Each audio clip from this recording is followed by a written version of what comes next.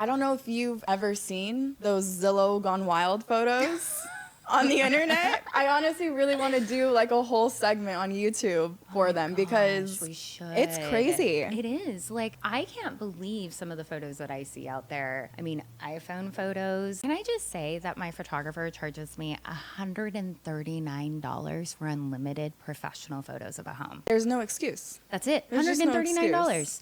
I can go do Uber Eats if I'm broke and make $139 in one day to pay for those professional photos in order to get that property to sell. For example, last night I spent about 3 hours reviewing about 100 photos that were taken at my newest listing. And it is very, very important that when our professional photographers go out there, you're not just like taking their photos and just uploading to the MLS. By the way, what we upload into the MLS is what feeds Zillow, Realtor.com, our KW app, and all other third-party sites. So I literally sit there and analyze every photo of, hey, what are you going to be interested in? What is going to catch your attention to this property? What are those key features in the property? Is that main bathroom just like gorgeous and the complete stunner of the property? Yeah, you've got to showcase those things and you've got to grab that attention within the first few photos. So my goal is the first 5 to 10 photos are going to be those huge property features, the ones that are eye-catching, that is really going to gain the attention of that. Now, we do have some restrictions on this. So if you notice when you're looking through that MLS, you're going to see that very first photo is of the front of the home. That is actually a requirement by the Las Vegas Realtors that we must post the front of the home so then you see the front of the home. Exactly. You'll see there's photos of a pool. Yeah, so my first 5 to 10 is going to be